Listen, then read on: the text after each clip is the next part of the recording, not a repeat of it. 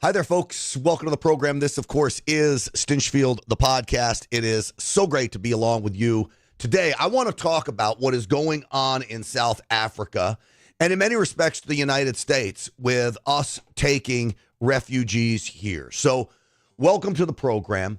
Great to be along. This is a serious, serious issue, what is happening in South Africa. So we have white Christian farmers, Afrikaners, as they're dubbed, that are being not only hunted down, not only having their land stolen, but they are being murdered, I'm told, in record numbers by the thousands, chopped up by black South Africans with machetes. The world is not talking about this. So what does President Trump do? President Trump says, okay, you know what? We're going to rescue these South Africaners, these South Africans, the Afrikaners. We're going to take them to the United States. We're going to give them asylum. The mainstream media, Democrats, go crazy. Why? I believe because they're white Christians. So they're okay with refugees by the tens of thousands a day, but they're not okay with rescuing 49 of them from South Africa who faced the utmost of political and racial persecution. To me, I'm going to expose the hypocrisy of those on the left here. And when you see the difference, now this is where it gets very dicey, because what I want to do is I want to import the most valuable people to the United States, people that want to assimilate into this country, people that are going to make a valuable contribution to this country. What I do not want to import is poverty, uneducated people, and those who are going to commit crimes. Overwhelmingly, that's what we saw flood through the southern border. It isn't a racial thing. It's a deal with who is going to make the biggest contribution, and are you rescuing someone from literally certain death or political persecution? Just because your country sucks, just because your country is a shithole, just because your country has a shitty economy, doesn't mean you get asylum. But if the government is threatening to kill you, if the government is threatening to arrest you because of the color of your skin and steal your land, well, then that, to me, fits into the asylum model. We're going to talk about all of this today, including the mainstream media's cover-up of Joe Biden's mental failures, physical failures, the declines, that now the hypocrisy from the mainstream media claiming to have not known. It's disgusting. Jake Tapper, I'm really talking about you in particular. We'll talk about all of that. Before we do, I want to tell you about my friends over at Colonial Metals Group. Right now, you have BRICS nations working to destabilize the United States dollar. They do not want the dollar as the reserve currency. You have uncertainty everywhere. As President Trump tries to restore this uncertainty to a point of certainty, like in the Middle East, we do know that everything is still an unknown, and it will be unknown for a long time to come, especially with what Iran, Russia, and China are doing. This is what makes gold a safe haven, a portfolio protection maneuver. We know the stock market can drop in a heartbeat. Gold particularly stays steady. So I want you to talk to my friends at Colonial Metals about how much is right for you. They can take an existing 401k or IRA, make it a precious metals IRA or 401k. It's really easy to find out about this and get information on it. freegoldguide.com/grant. That's freegoldguide.com/grant. And let me tell you this. I trust these people. A lot of gold companies out there. You hear them on the radio. I have vetted Colonial Metals Group. I trust them. They've lived up to all of their promises to me. Colonial Metals Group. I want you to vet them yourselves. Do your research. But these guys are good guys, and give them a call, see how they can help you. freegoldguide.com, 800-458-7356. Let's get the show started. Uncensored and unapologetic. This is Stinchfield. Here's your host, Grant Stinchfield. All right, thank you very much, everybody. It's great to be here. So I want to show you who came over here yesterday. Welcomed by the State Department, as rightly they should be. Take a look at these folks. These are, yes, white Christians from South Africa. You've got people that seem to be well put together. They appear to be educated. Not all military-aged males. You've got kids. You've got women. You've got grandparents. You've got mothers. You've got fathers. All of it. Now, I want you to take a look at them. What the media hates about them is they're waving American flags. They've got new clothing. They are escaping persecution. One is wearing a blazer. Now, this is what the media hates. White, Christian, middle-class folks who are coming to America to try to make a better life for themselves. And as they come to America to make a better life for themselves, the media goes hog wild on this. Now, first off, let me play for you what the leader of South Africa said about them coming over here. Okay? Listen to this. When you run away, you're a coward. And that's a real cowardly act. You're a coward. That's what he said to these people that are being hunted down on their farmland that is now being stolen. You've got 4.5 million of these Afrikaners that face the possibility, in my belief, from the research that I've done, of being murdered. And this guy wants to say they're a coward. Well, how does the mainstream media stack up against that? The mainstream media is pissed that President Trump is taking these people in and shutting off the rest of the world. I actually believe if you are a legitimate asylum seeker, you would be welcomed in. Now, President Trump made it clear that the people I just showed you can be vetted. Law-abiding citizens from a country that has records that you can check and do background checks on, not like Afghanistan, not like Venezuela, not like El Salvador, but you can background check these people, yet the media is crazy over this. Trump administration, they're saying that essentially these white South Africans assimilate better, and they're also not as much of a security risk. That's really causing a lot of people to be appalled, frankly. And I also should tell people that this violence that they're talking about that are dealing with these Afrikaners, I've been hearing from people that say there is violence in South Africa, but it's affecting everybody of every single race, Katie.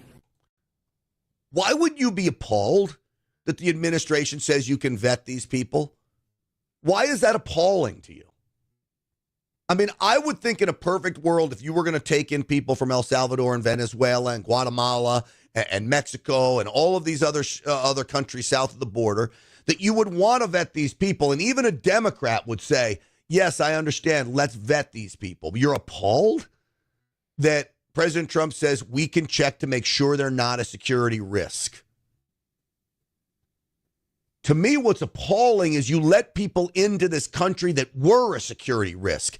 And we've got Americans that died at the hands of MS-13 gang members, Tren de Aragua gang members, prolific drunk drivers who may not happen to be a member of a gang, but get behind the wheel of a car and kill American families. This happens at a rate that is far too great. And nobody vetted these people. So remember, I showed you this group of people. Okay? Where are you? Here we go. This group. Now, would you rather have this group coming to your country? Now, here is where people are going to call me a racist. But it's got nothing to do with race. I don't want to import uneducated people suffering from poverty who bring nothing but crime and disease to the country. Now, some of them well-meaning. I get that. They've got to find a way to come legitimately. Compare what I just showed you. Dana, good morning to you. To Here this. in Lukeville, we are quite literally in the middle of nowhere. 2.5 hours to the closest major city. Thousands are crossing here illegally every day, and the situation is completely unsustainable. We'll step out, give you a look at the scene here. This is a mass of hundreds upon hundreds of people who have crossed the border illegally. Now look, military-aged males. You see families here? No. They say they want work. Now, one of these people in here says they're running from a political persecution situation. What they say is they want work. Now, fine, even if you're not a gang member, you want work, it's great. But that's not what asylum is about. Out here at the border wall, waiting to be apprehended by Border Patrol. You'll quickly notice these are all single adult men. There is not a single woman or child in this group you're looking at, and these guys are coming in from all over the world. Large And look at the amounts dump. of African They men just from Senegal, trash from their Guinea. garbage. Compared to this, you compare the two groups. I'm sorry one's white. I'm sorry one group is brown. But they're not dumping their trash all over the hangar. Man, oh man, to me, Mauritania, it's from Egypt, absolutely, others from the excuse Middle me, East, to me, others it from is, Asia. This is Border Patrol's Tucson, Arizona. it is absolutely maddening. Now, that's going back in time. We don't have that situation now. That was Lukeville, Arizona. It's maddening that the left doesn't see the difference. But they hate this idea of there being a difference. The sad reality is there is a difference, and a big difference at that. Folks, let me tell you quick, and I'm going to get to playing some of the clips of Julius Malema, who is an outrageous genocidal maniac. I'm going to play that for you in a second. Before I do, I want to tell you about my friends over at get20now.com. You know, data centers are the hottest investment right now. Bitcoin mining is one of the hottest investments right now. President Trump is the cryptocurrency president. So if you want to get involved in a combination of all of these things, I would urge you to call my friends over at nfn8.com, and you can do it at a fraction of the cost of these monster entrepreneurs who have to go buy these giant data centers and mining centers. You get in, like I said, at a fraction of the cost, and here's the deal. For your investment, you will be paid up to 20% annualized interest on that investment. That, to me, is a fabulous deal. That money will be paid to you monthly, direct deposited into the account of your choice, okay? It is about Bitcoin mining. It is about taking part in that investment, and you should see the technology that is going into these mining centers, these data centers. You have the craziest way to cool these computers. NFN8 is the name of the company. They have signed deals now where they can mine Bitcoin at a rate basically faster and cheaper than anybody else. So again, if you want to get involved in this craze, in this giant investment opportunity, but you don't have millions of dollars, you got to get with my friends at get20now.com. Get20now.com, 20% annualized interest on your money. I have made what I would consider a sizable investment with them, and they've lived up to their promises to me. Get with them today, fill out the form, and do me a favor. Answer their call. Call them back if they leave a message. Respond to the emails. They're very, very busy. It's been a very popular investment opportunity. Get20now.com. That's get20now.com. All right. Do you want to hear this crazy lunatic, Julius Malema? He's the one responsible, I believe. I can't even say quietly calling for the heads of these white Christians in South Africa, because he does it pretty openly. Must never be scared to kill. A revolution demands that at some point there must be killing, because the killing is part of a revolutionary act. The killing is part of a revolution act. So the whites are now in the minority by a big portion in South Africa. This guy is part of the parties that wants to take over the entire country. And he's saying, we've got to be ready to kill.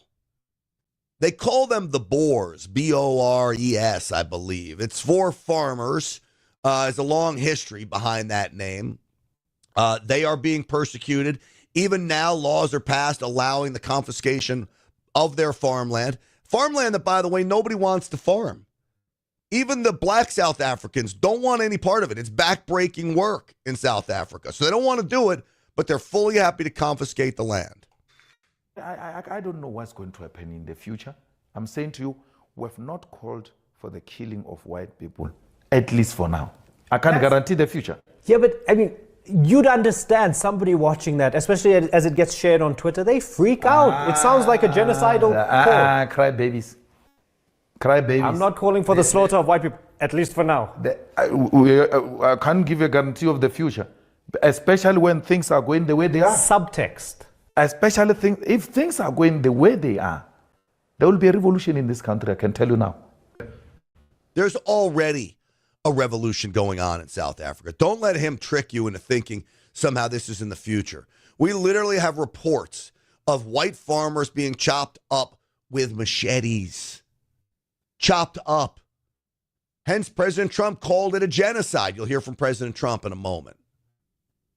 And yet, when white people are on the other side of this, nobody wants to hear about it. Now, is this going on in the Congo?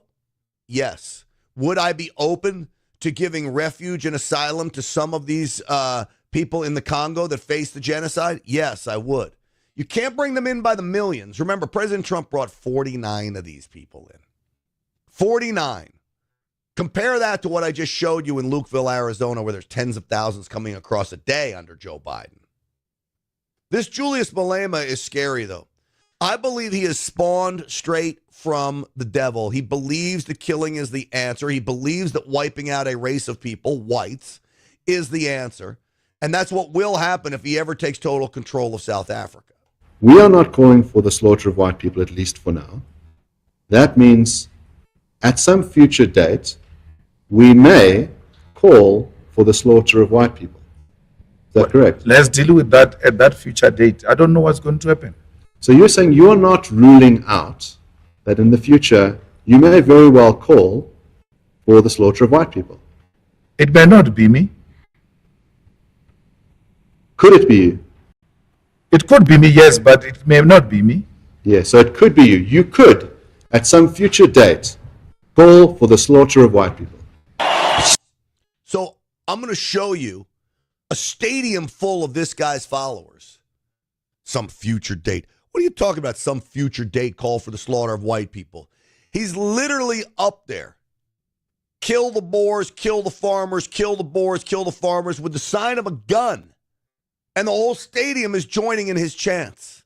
To kill Hamaza, kill the poor, the farmer, kill the poor, the farmer. Brr, pa, pa. Do you believe that there are Democrats who are defending that as saying, oh, it's just a saying? Brr, pa. That's called automatic weapon fire and the sound of a gunshot. That's what he's imitating. He's holding his finger as a gun. Kill the Boer and the farmer. Kill the Boer and the farmer. Shoot to kill. Hamaza. Kill the poor, the farmer. Kill the poor, the farmer. Boy, I thought a Make America Great Again rally had a big crowd. This guy draws them in. Draws them in with not just threats of violence, calls for violence. And yet the mainstream media wants to defend this guy. Listen to this. Okay.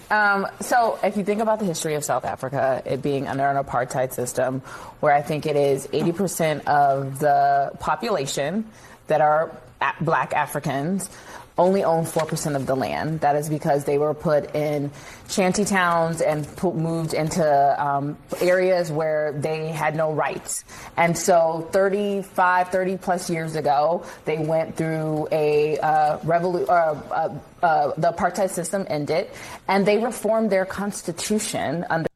So what she's about to say is, because black people were persecuted back then, which was not right, the apartheid system was horrible, it makes it okay to threaten and kill white Christian farmers who happen to be in the minority, that happen to be on land that maybe they say they own, even if it was black people's land. Even if that was the case, the people that I'm seeing are a generation away from that.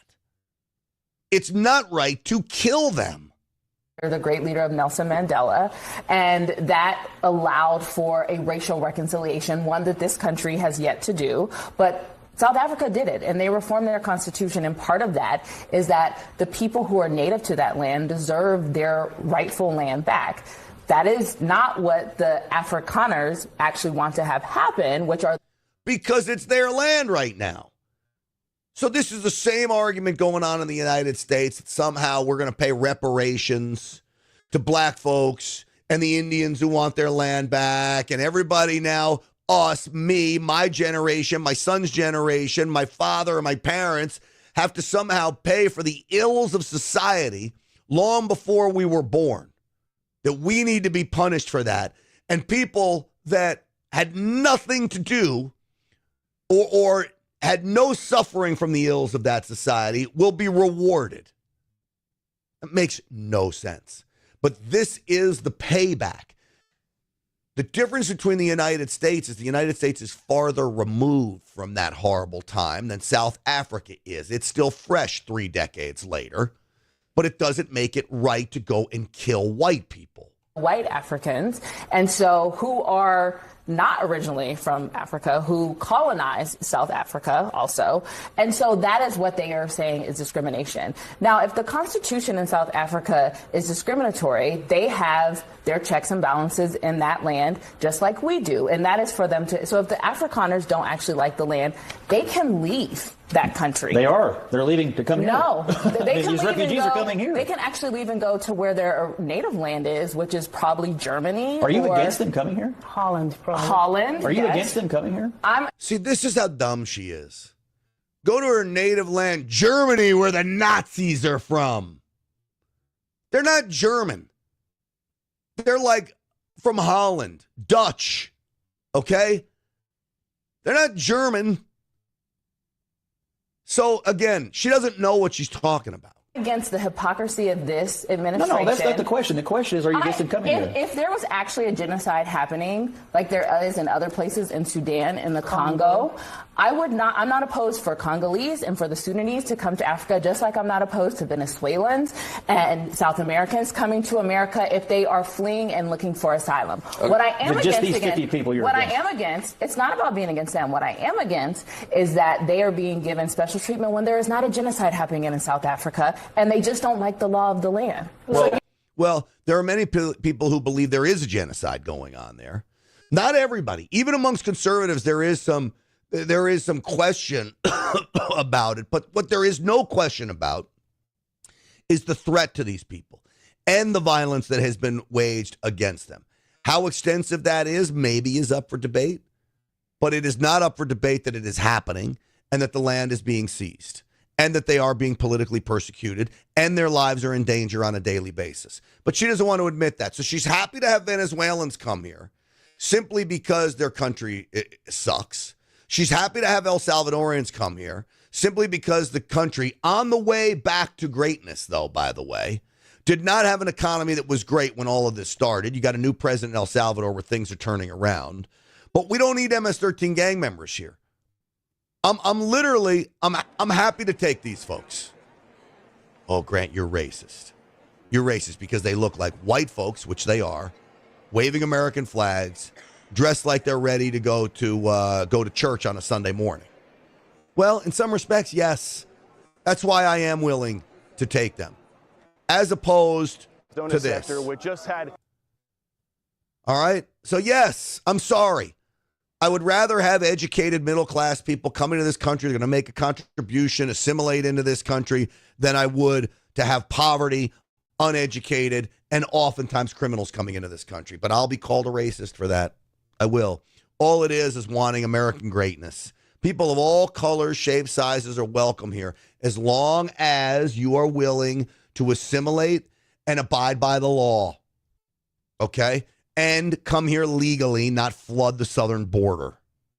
All right? Now, President Trump talked about a lot of this. Let me play that here in a moment, but before I do, I want to tell you about my friends over at energizedhealth.com. Literally, folks, I feel like I'm in the best shape of my life. I've lost 15 pounds in 2 weeks. Now, that was a few months ago, but I've kept that weight off. At 56 years old, you see this, that's pretty darn good. I've got friends that look like they're in their 70s and 80s that I went to high school with that are overweight and not in good shape, threat of a heart attack at any moment. I believe intracellular hydration is one of the reasons why everything's operating on all cylinders for me right now. And the protocol is easy. It's not about supplements. It's not about shots. It's literally about hydrating your cells, and there is a patent pending way to do that literally the folks at Energized Health have harnessed. EnergizedHealth.com/Grant. I don't care what age you are. They're going to help you. They're not going to kill you with the workouts. They're not going to kill you on the diets. They're going to tune you up to the point where mind, body, soul is operating just the way you want it to be. I wouldn't tell you it works if it didn't work as well as it did for me. Okay? So again, I practice what I preach. Energized Health, I believe it full-heartedly. EnergizedHealth.com/Grant. You want to lose a few pounds, you want to lose 100 pounds. This is where you need to go, and don't go with these weight loss drugs. It'll eat your muscle alive. It'll eat your bones alive. Energized Health gets you healthy on all levels. EnergizedHealth.com/Grant. All right. President Trump talking about the Afrikaners coming to the United States. Well, I think what happens with the plane is that, we're very disappointed that it's taking. That is not the plane one, which this is it right here. Who claim discrimination in their home country are heading to the United States, right, where your administration is going to welcome them as refugees. Now, this comes as you've halted virtually all refugee admissions for people fleeing famine and war from countries like Sudan and the Democratic Republic of Congo. Why are you creating an expedited path into the country for Afrikaners but not others? Because they're being killed, and we don't want to see people be killed. Now, South Africa leadership is coming to see me, I understand, sometime next week. And, we're supposed to have I guess a G20 meeting there or something. But we're having a G20 meeting. I don't know how we can go unless that situation's taken care of. But it's a genocide that's taking place that you people don't want to write about. But it's a terrible thing that's taking place. And so you see, President Trump calls it what it is, a genocide taking place. And then what happens? The mainstream media wants to argue with him over and over about this. But to me, that's what it is. Farmers are being killed. They happen to be white. But whether they're white or black makes no difference to me. But white farmers are being brutally killed, and their land is being confiscated in South Africa. And the newspapers and the media, television media, doesn't even talk about it. If it were the other way around, they'd talk about it. That would be the only story they'd talk about. And I don't care who they are. I don't care about their race, their color. I don't care about their height, their weight. I don't care about anything. I just know that what's happening is terrible.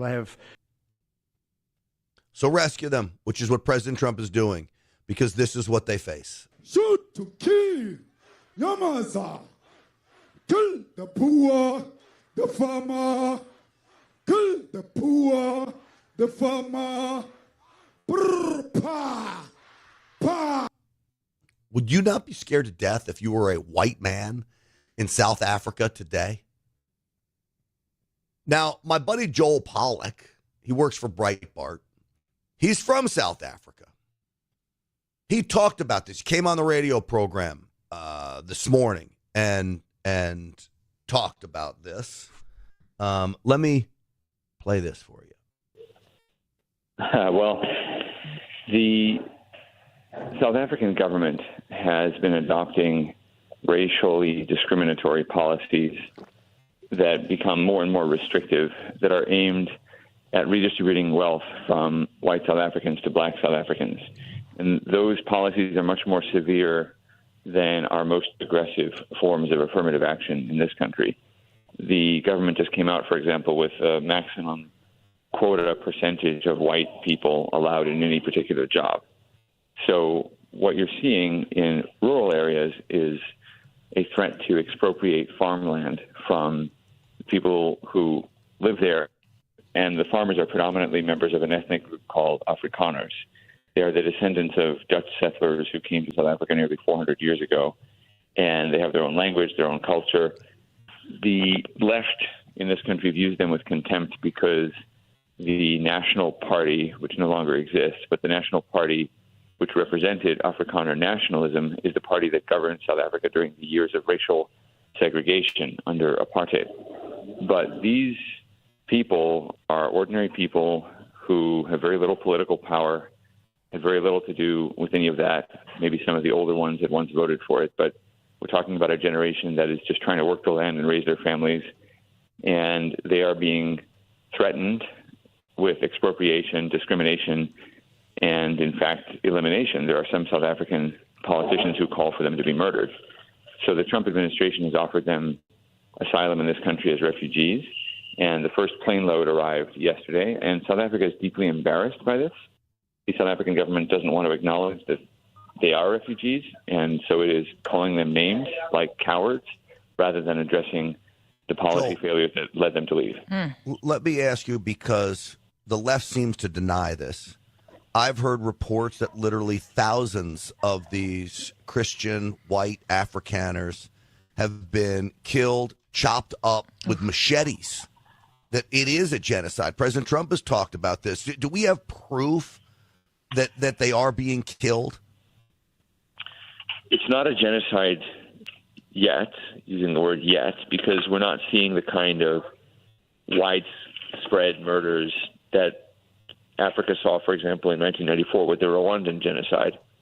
But there have been many of those murders that you describe over a long period of time, not on a mass scale, but certainly on a scale big enough to be alarming. Murder is a problem in South Africa generally, so there are a lot of black people getting murdered as well. But there is a sadistic element to some of the murders of white farmers that does involve graphic brutality, and that leads many Afrikaners to conclude that they are being targeted. And then you add in the fact that there are black nationalist politicians who openly call for their murder. People are left to conclude that these murders are politically and racially motivated, and the government isn't doing very much about them. In fact, the government is taking away people's ability to defend themselves. So we're not seeing a Rwandan genocide just yet. But keep in mind, the Rwandan genocide wasn't carried out against the poorest members of society. The Rwandan genocide was carried out against the Tutsis, who were seen as a more elite group. So the left in this country might have contempt for the Afrikaners because they're white and they're seen as beneficiaries of privilege from an earlier era. But that's exactly the kind of group that gets targeted in genocides. So I think the Trump administration is doing the right thing. And the land confiscation is very real, correct? Again, it's all potential. The South African state has, in fact, bought quite a lot of land that it wants to redistribute to black farmers. The problem is that many black South Africans, while they want land and property, just like all of us do, don't want to farm. Farms are a symbol, but they're not really what people want to do. Most people who want to own property want to own it near cities and job opportunities. Plus, there aren't enough skilled black farmers to farm the land. Farming is very difficult, even in this country. And while there have been efforts to train black farmers, it tends to be very difficult to do because farming is hard to learn and it involves a lot of backbreaking work. And here you have a group of people, the Afrikaners, who, for cultural reasons, are committed to farming generation after generation. And yet the government wants to push them off the land for racial reasons. It wants the land ownership pattern to reflect the demographics of the country, regardless of what that does to the food supply, regardless of human rights, and so forth. So the expropriation could happen. The government signed into law. The president of South Africa signed a bill called the Expropriation Act, which allows the government to seize land without compensation. That hasn't happened yet, but because of that law, it could happen, and that's why Trump started his moves against the South African government, suspending aid, for example, and offering refugee status to the Afrikaners. All right, so that's a good little rundown of what's going on in South Africa, and yet you would think that Democrat leaders in the United States would understand that this is going on. This is Senator Van Hollen of Maryland. I want you to just listen to how ridiculous he sounds. To watch the Trump administration apply what I call their global apartheid policy by providing sort of asylum or refugee status to some Afrikaners, white South Africans, while they shut everybody else out, is just an outrageous insult to the whole idea of our country and the whole idea of Dr. King, that at the end of the day, it's character that counts. And we have to call it out for what it is. It's an application of a global apartheid policy by the Trump administration. No, it's not. And if you wanted to go about this in a better way, you could argue for your people that you want to be imported into the United States without slamming the Afrikaners. You could say, listen, I understand why we are taking them in as asylum seekers. There are others who are asylum seekers too. I want to impress upon the president to take them in. That's how you should go about it. Not besmirching the white Christians of South Africa who are being slaughtered and saying that it's about character. Now, character, you guys are outside of ICE detention facilities in New Jersey protesting the lockup of MS-13 gang members, Tren de Aragua murderers, child rapists, sex traffickers, drug dealers, and fentanyl pushers. Those are the people you're defending. So you want to talk about character? I don't think character is something that we're going to find very much of inside that ICE detention facility. I really don't, Senator Van Hollen. Quite frankly, you're a lunatic. And you're on the wrong side on this. Americans, by and large, want bad people gone, good people to come in.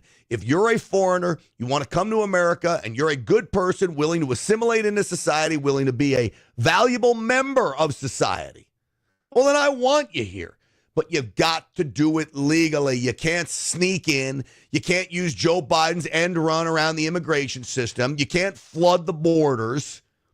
You've got to come here legally. They'd rather flood the borders and have us deport everybody one by one, and they know who wins that game. They do. Not anymore. It's not going to work. Not going to work at all. But, you know, they've got the mainstream media on their side. Well, in my view, what makes it different is that they are white South Africans. The president, in my view, has not hidden his racism behind a bushel. In fact, you know, in his policies, whether it's removing government workers or, in this case, admitting white South Africans while denying refugee status, asylum seekers from other countries, principally Central and South American and Black nations to come into this country.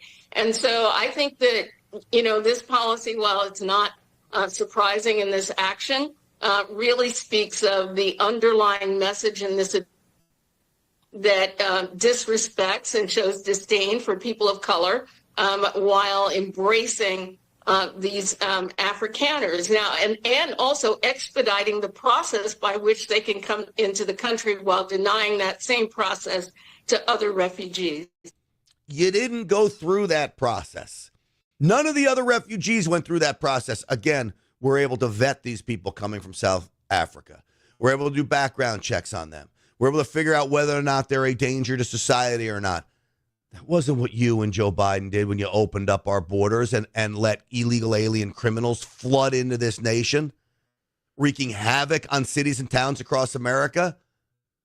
The fact that they try to draw a parallel to this, to me, shows their ability to project and lie and act in a deceitful manner.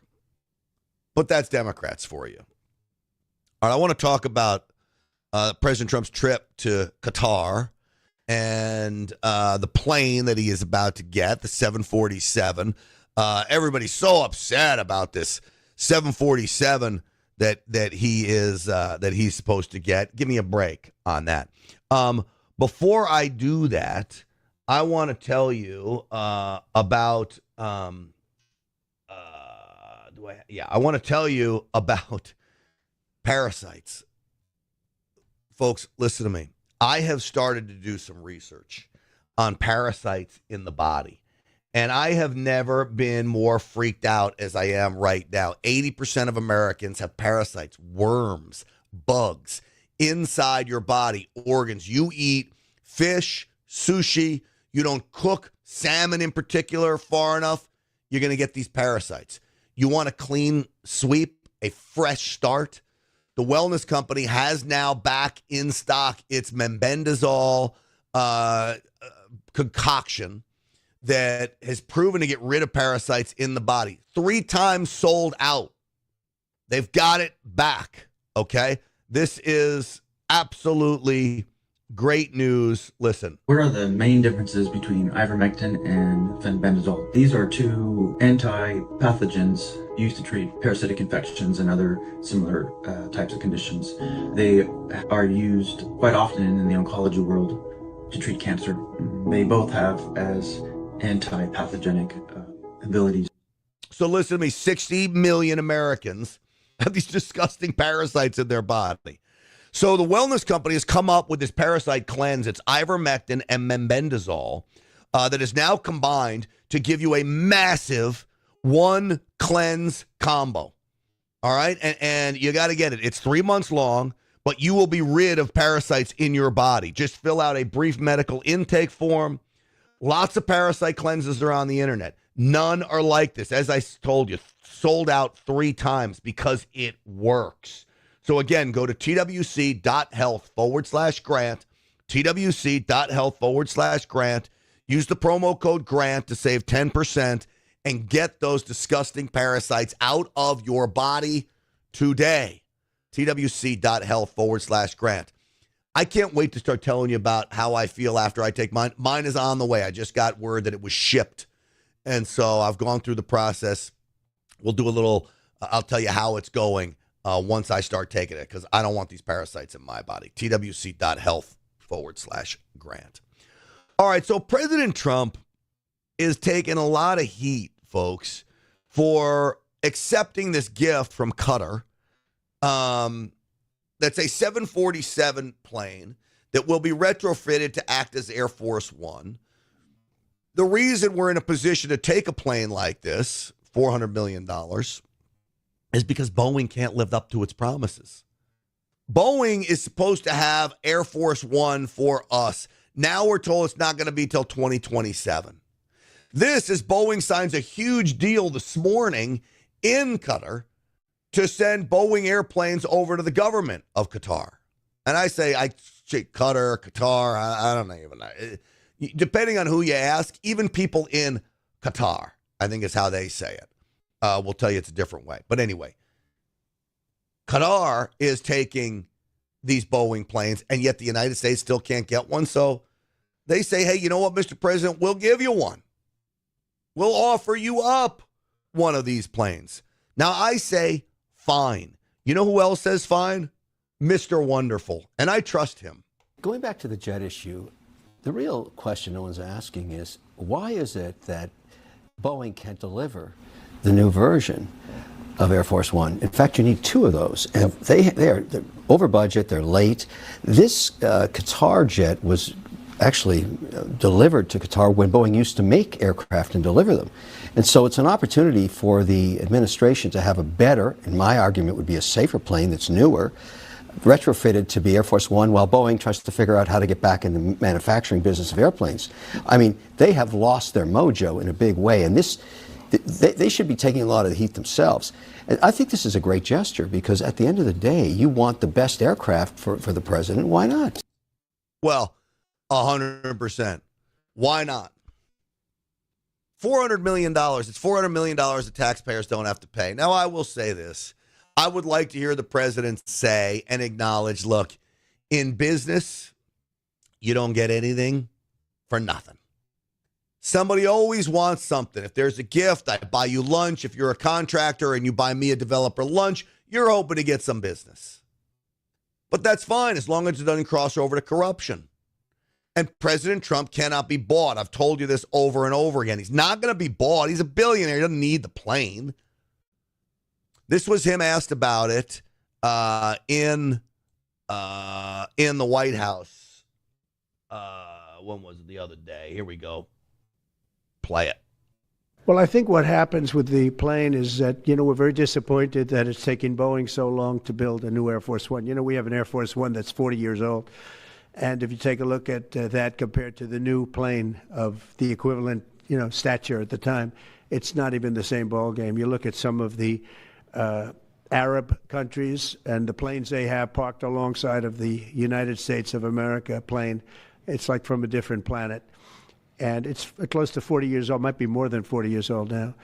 And we, when I first came in, I signed an order to get it built. I took it over from the Obama administration. They had originally agreed. I got the price down much lower. And then when the election didn't exactly work out the way that it should have, a lot of work was not done on the plane because a lot of people didn't know. They made change orders that were so stupid, so ridiculous. And it ended up being a total mess. a real mess. And when I came back, I said, by the way, what's going on with the Boeings that are coming in? Well, sir, they're way behind. And they are. They're way behind. They were way behind. Another mess that I inherited from Biden. And it's going to be a while before we get them. And I think Qatar, who has really, we've helped them a lot over the years in terms of security and safety. I think they end very, very nicely, and I have a lot of respect for the leadership and for the leader, Qatar. And I think they knew about it because they buy Boeings. They buy a lot of Boeings, and they knew about it. And they said we would like to do something, and if we can get a 747 as a contribution to our Defense Department, to use during a couple of years while they're building the other ones. I think that was a very nice gesture. Now, I could be a stupid person and say, oh, no, we don't want a free plane. We give free things out. We'll take one, too. And it helps us out because, again, we're talking about we have 40-year-old aircraft. The money we spend, the maintenance we spend on those planes to keep them tippy-top is astronomical. You wouldn't even believe it. So I think it's a great gesture from Qatar. I appreciate it very much. I would never be one to turn down that kind of an offer. I mean, I could be a stupid person and say, no, we don't want a free, very expensive airplane. But I thought it was a great gesture. And I think it was a gesture because of the fact that we have helped and continue to, we will continue to, all of those countries, Saudi Arabia, UAE, Qatar, and others. We keep them safe. If it wasn't for us, they probably wouldn't exist right now.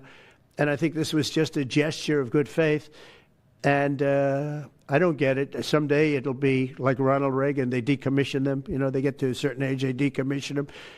It'll go to my library. They're talking about going to my library in years out. But I thought it was a great gesture. And it's something that was done by Ronald Reagan. They actually decommissioned the plane and he put it in his library. And it actually has made the library, I think, a Boeing 707. It's actually made the library more successful. So it was good. It's true. The Reagan Library in Simi Valley is a popular destination, and that Air Force One is one of the reasons why it's so popular. Look, in the end, what President Trump said there without saying it is, in many respects, the $400 million jet is payback for all of the safety and security the United States provides these nations. Payback. Qatar, UAE, Saudi Arabia, everybody should be grateful to the United States. Now, there was a situation today. President Trump met with the president of Syria. I wasn't happy with some of the comments that President Trump made. I think President Trump is trying to be a diplomat. He's trying to move everyone towards peace. The problem for me as the leader of this country, Syria, is former Al-Qaeda. He was responsible for killing Americans. This is a very, very bad dude. And we've now got an American president, a New Yorker, meeting with a guy like this, which you've got to walk a fine line between how much you praise him and how much you don't. But President Trump is in a real precarious situation because he's fighting for peace. He's fighting to save lives. So he may be a little more gracious along the way than I would want him to be, but there's a reason he's being gracious. So I've got to remind myself that President Trump, there's always a method to what he's doing and why. So for those of you out there that are going to be criticizing him for meeting with the president of Syria, for saying the things that he did about him, I'm just going to tell you, President Trump has reasons for this, and they're bigger than us, okay? So give President Trump some grace on this one. All right, folks. Real America's Voice show tonight, there's a teacher that says she has lost faith in her kids. We're going to talk about that tonight on the Real America's Voice show, about why she has lost faith in her kids. Quite fascinating, to say the least. I'll give you a little secret. AI seems to be a real problem. Don't forget, Stinchfield 1776 on all the social media platforms, Stinchfield 1776. I'm Grant Stinchfield. Sign up for the email list at grantstinchfield.com. That's grantstinchfield.com. And I appreciate you all watching. Stinchfield's Army rolls because of all of you. We'll see you back here soon. Thanks.